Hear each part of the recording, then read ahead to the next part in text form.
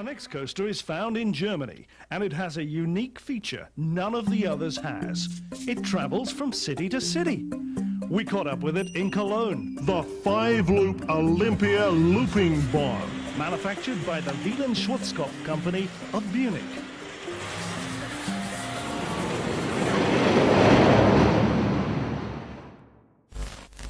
Hello ladies and gentlemen, boys and girls, my name is Quazar49 and who cares about the intro? Today I'm talking about Munich Looping! Yay! This beast of a roller coaster is something I've been dying to talk about since my first ride on it at London's Winter Wonderland last December. It's fast, thrilling, beautiful, and has the most satisfying sounding brakes I've ever heard.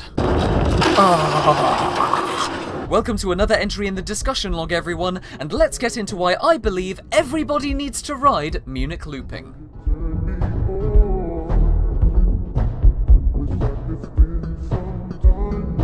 Munich Looping was designed by German engineer Anton Schwarzkopf and was unveiled to the public in 1989 at Oktoberfest. Quick side note here, are you seeing a trend in all the good things in life coming out of the 70s and the 80s? I don't know, I'm just making a simple point.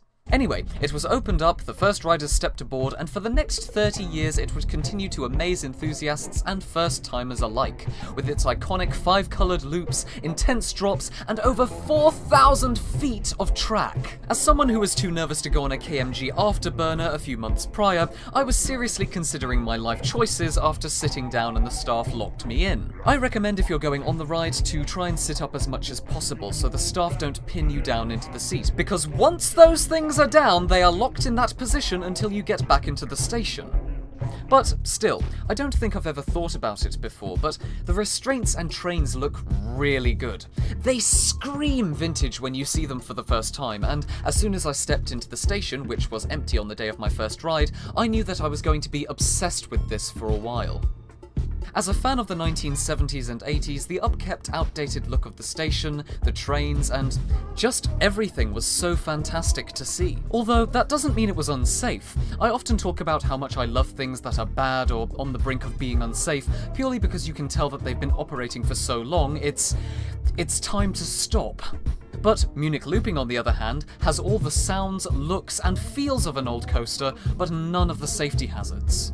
Which is even more impressive when you factor in this. Munich Looping is the largest portable coaster in the world, and the only one with 5 inversions. I know, I was impressed too. When you first approach the entrance and see how truly massive this thing is, you think, oh, that's pretty impressive. They must have rolled this in from some big warehouse or something.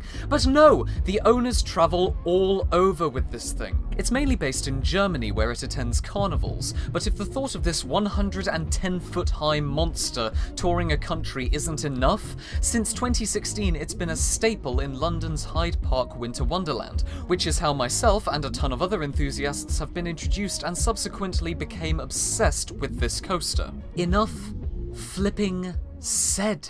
So, I'm sitting there, in the front seat alone, with only 5 other people behind me. The attendants push down the shoulder bars, which make a rapid clicking sound as they're forced to lock, and then a horn jump scares me. Jesus. Then one of the staff members, I'll never forget this, looks at me with this face like, boy, you have no idea what you're getting yourself into. Seconds after, the train starts to make its way, very quickly might I add, up the lift hill. Oh shit. Oh god, okay. Oh shit. Okay, so here we are on Munich Looping. Oh god, I'm kind of terrified at this time because it's it's really high. Okay, it's really cold. It's gonna be a lot of fun. Here we go. And it was then that I realized I'd screwed up. Okay! Round the first loop! Okay, to the left! Very good! Okay, blue loop! Oh!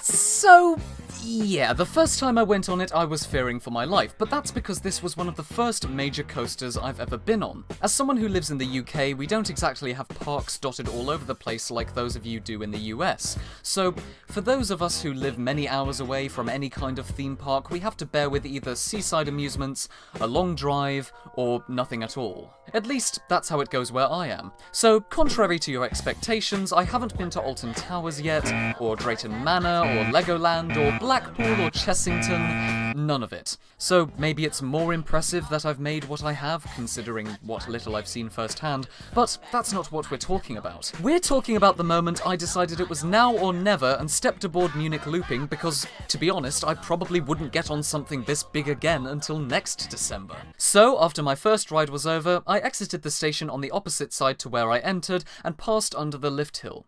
I then got out my camera and had this to say. Okay, so I just need to talk about this for a second.